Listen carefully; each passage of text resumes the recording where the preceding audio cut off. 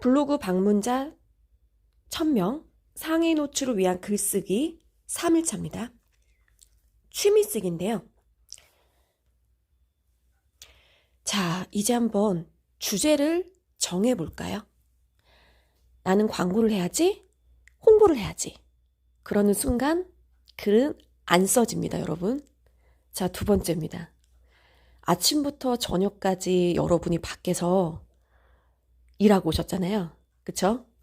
네, 뭐 저처럼 온라인으로 일하는 분들도 계시겠지만, 그리고 나서 내 사업과 연관된 글은 더 안 나와요. 그러니까 그것을 쓰지 말라 이게 아니고, 일단 내가 광고, 홍보, 마케팅, 컨텐츠를 만들기 전에 내가 좋아하는 주제가 분명히 있을 거예요. 자, 오늘부터 그 생각을 한번 해보시는 겁니다. 여러분 뭐 할 때 좋으세요? 여러분 뭐 하고 싶으세요? 여러분 뭐 하고 싶은 거 있지 않아요? 뭐 하면 되게 행복할 것 같아요? 그러면 제 사례를 알려드릴게요. 저는 사실 여행 작가가 되는 게 꿈이었어요. 그런데 고등학교 때 선생님이 여행 작가는 돈을 못 번대요. 그래서 이 선생님의 한마디가 저 인생을 바꿔놓은 거죠. 저는 그것을 듣는 순간, 직업은 돈을 잘 벌어야 되는 직업, 즉 돈을 잘 벌어야 되는 직업을 선택을 해야 되는구나. 그게 저는 이미 고등학교 때 머릿속에 확 박혔어요. 그리고 돈을 벌지 못하는 직업은 선택하면 안 되는구나. 너무 돈 얘기해서 좀 그런데요. 그런데 그게 그 말이 제가 뭐 무언가의 선택과 집중을 할 때 굉장히 큰 작용을 했던 것 같아요. 직업, 사업은 돈이 돼야 된다. 바로 이거. 취미는 굳이 돈이 안 돼도 되잖아요. 취미잖아요. 바로 이렇게 생각하시면 되고요. 나는 여행 작가가 꿈이었는데 나는 그래서 블로그로 여행 작가를 한번 해볼까? 저는 그래서 여행 컨텐츠를 많이 올리게 되는 거예요. 여행을 뉴질랜드 캠핑카로 간다면 1일차부터 시작해서 30일차까지 다 씁니다. 너무 재밌죠? 저희 남편이 저한테 미쳤다고 했어요. 여행 와서 2시간 동안 글 쓰는 내가 이해가 안 된다고. 풍경을 보면서 즐기면서 이렇게 여행을 해야 되는데 저는 그 여행에 대한 글 쓰는 게 참 재밌더라고요. 바로 이게 포인트예요. 여러분들이 여행을 좋아하죠? 재밌어요. 매일매일 할 수 있어요. 매일매일 할 수 있다는 거는 뭐냐면 다른 잡이나 다른 업무를 주어줘도 소위 말해서 홍보나 광고 컨텐츠를 여러분들에게 만들으라고 하더라도 3, 4시간 동안 앉아서 컨텐츠 하나 만들어낼 수 있다는 겁니다. 왜? 여행 콘텐츠를 매일매일 썼거든요. 바로 이런 겁니다. 저는 두바이에 한 달 다녀온 다음에 두바이에서 사업을 하고 싶었어요. 다 두바이에서 사업을 하고 싶었는데 카테고리 열어서 두바이 사업하기 카테고리가 만들어졌어요. 그거 매일매일 안 올라가요. 그 컨텐츠는. 자, 일주일에 한 번 혹은 2주에 한두 번? 나 이거 올려야지. 한두 개 올려놔도 괜찮습니다. 카테고리 열어서 글 하나 쓰시면 돼요. 대신 여러분이 좋아하는 글로. 오늘 제가 부동산 임장을 가는데요. 부동산 임장 가는 거 너무 좋아요. 그쵸? 여러분들이 매일매일 좋아서 뭔가 하는 일들이 있을 거예요. 그쵸? 해당하는 주제로 카테고리 여시면 돼요. 제가 오늘 부동산 임장 간다 그랬잖아요. 그쵸? 자, 그럼 부동산 투어, 부동산 투자. 그 카테고리 열어서 제가 많이 쓰라고요? 아니요, 절대. 카테고리 열어서 글 하나입니다. 나는 책 읽는 거 너무 좋아하는데? 자, 그러면 책 리뷰 카테고리 여는 거예요. 책 읽고 여러분 어떻게 하시면 돼요? 그게 여러분 취미잖아요. 책에 대한 주제 쓰시면 돼요. 맞죠? 네, 저는 그 강남역에서 이제 그 펍을 지금도 운영을 하고 있는데요. 사실 이제 그거 운영을 하기 전, 그리고 운영을 하면서 저희 남편이랑, 맥주를 마시러 다녔어요. 저희는 술을 먹지 않는 부부입니다, 참고로. 네, 시장조사죠. 네, 시장조사를 하려고, 네, 펍을 다녔어요. 네, 뭐 맛집, 거기뿐만 아니라 뭐 카페, 이런 데를 다니면서 사실 벤치마킹을 했고, 그리고 일주일에 한 번에서 3번 정도? 그러니까 남편이랑 다녔거든요. 그러면, 저의 생각을 좀 기록하는 공간이 좀 필요했어요. 저는 어디 카페를 가면 고객 입장에서 글을 쓰는 것이 아니라 사업주 입장에서 해당하는 공간에 아이디어를 넣기 시작했어요. 아, 여기 떡볶이가 너무 매운데 나는 안 매운 거 좋아하는데 안 매운 떡볶이는 없을까? 뭐 이런 거 있죠. 소스가 고추장 소스밖에 없는데 요즘에 간장 소스도 있고 다양한 소스가 있는데 이런 걸로 만들 수는 없을까? 뭐 가령 이런 거, 그쵸? 그러면 그 업장의 사장님이 저한테 연락을 해주시거나 아니면 이렇게 지나가다가 글을 봤는데 글이 너무 좋은 거야. 그러니까 이웃 추가가 막 일어난다는 거죠. 즉, 여러분의 취미 올리는 거 좋아요. 여러분이 좋아하는 거 올리는 거 좋아요. 그런데 하나만 좀 더 추가해 볼게요. 내 블로그에서만 볼 수 있는 무언가가 있을 것 같은데 그 무언가는 뭐가 있으면 좋을까? 또 예를 들어 드릴게요.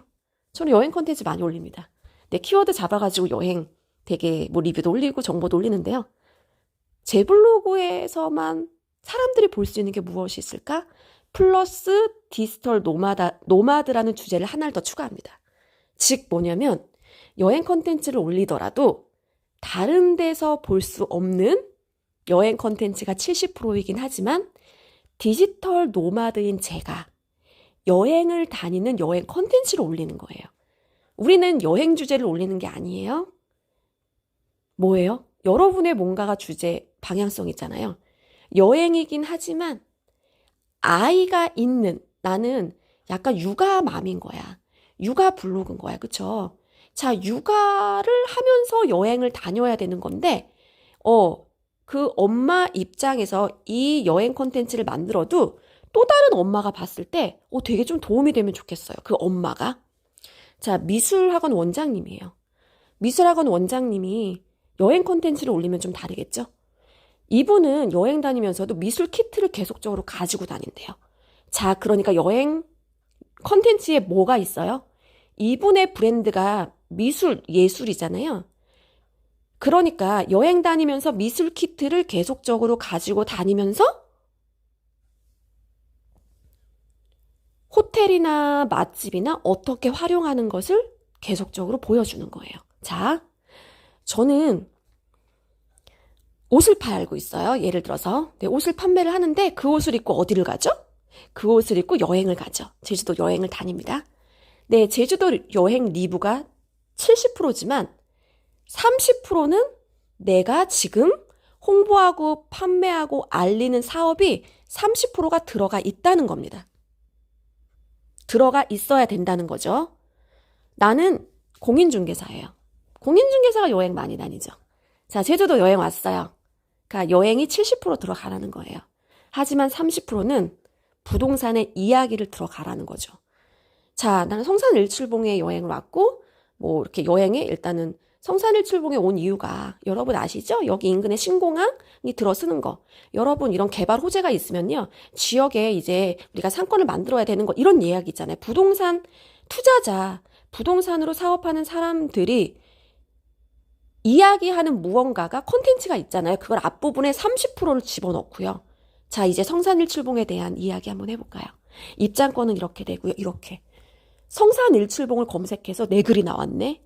자, 그런데 이분의 공인중개사 이야기를 나는 먼저 들은 거죠. 즉, 공인중개사가 이야기하고 싶은 성산일출봉 여행 후기니까 이해가 되셨죠? 그래서 모든 포스팅에는 내 브랜드에 대한 이야기, 내가 지금 현재 하고 있는 사업에 대한 이야기랑 좀 연결을 시켜야 돼요. 하지만 억지로 연결을 시키지는 마세요.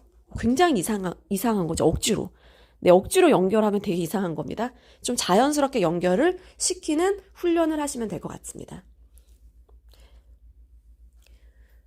가독성을 높이는 글쓰기 방법에 대해서 한번 알아보도록 하겠습니다. 자, 통계 한번 보고 갈게요. 자, 유입 경로 한번 볼까요? 모바일 이렇게 들어와야 돼요. 아랍에미레이트 여행, 두바이 여행, 아랍에미레이트 수도, 아랍에미레이트 두바이 한 달 살기, 중동 여행, 두바이 살이, 아랍 여행, 중동 여행, 맞죠?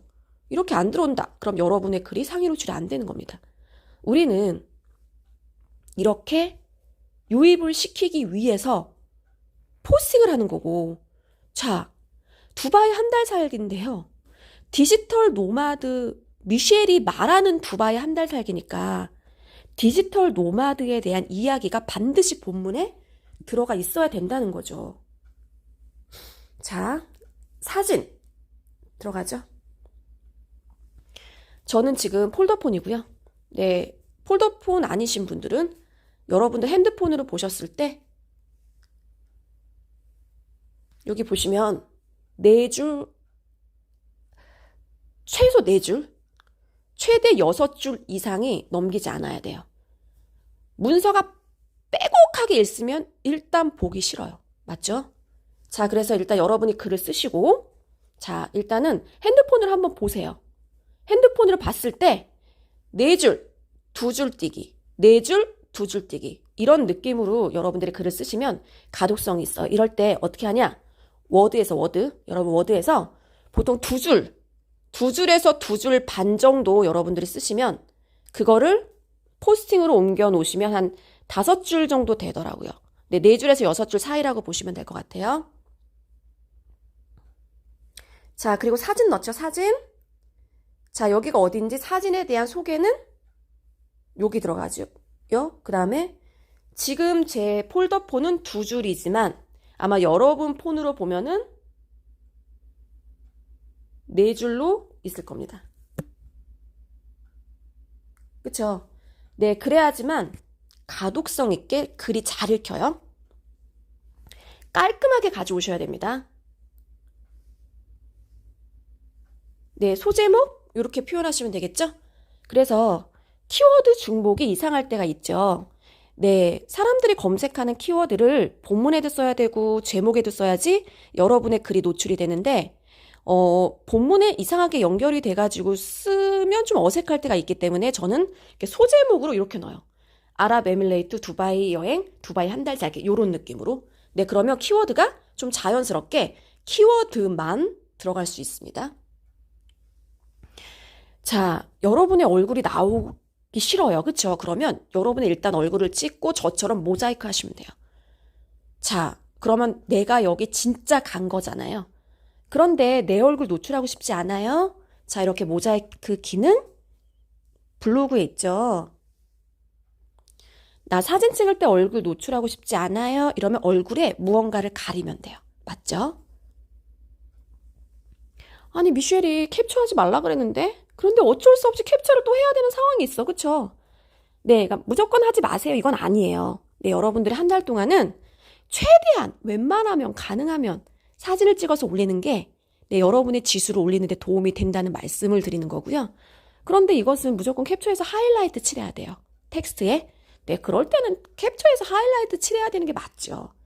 자, 그냥 어딘가의 문서를 그냥 캡처해서 여러분들이 가져오면 그 글이 너무 길지요.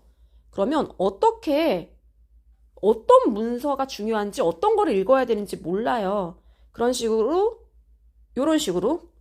네, 요런 거는 포토스케이프를 통해서 네, 그 하이라이트 치는 게 있는데 혹시 모른다? 그러면 제가 뒷부분에 아마 요거 영상이 있을 거예요.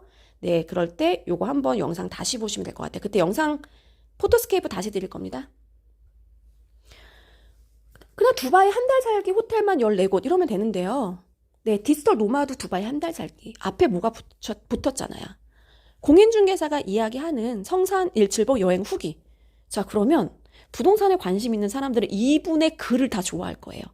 이분의 책, 이분의 글, 이분 요리. 뭐 이런 거 있죠. 네, 그 다음에 이분의 여행 후기, 이분이 산 거. 왜냐면 나도 부동산 좋아하거든. 나도 부동산 지금 공부하거든. 나도 투자자거든. 하지만 공인중개사는 모든 글에 뭔가 부동산에 조금이라도 연관성 있는 글을 썼어. 자, 그러면 그 사람의 글이 너무 읽기가 재밌겠죠. 그래서 여러분들이 읽어야 되는 글 안에 30% 정도 여러분의 이야기, 여러분의 브랜드, 여러분이 지금 하고 있는 사업 관련된 거, 여러분이 제공하는 서비스 관련된 거를 쓰시라는 겁니다. 아, 쓰다 보니까 글이 또 몇 개 없어. 이러면 사진만 넣으세요. 사진 하나, 사진 둘, 사진 셋, 이렇게요.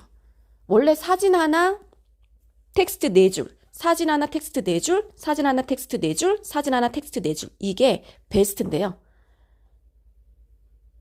문서를 맞추기가 어렵네.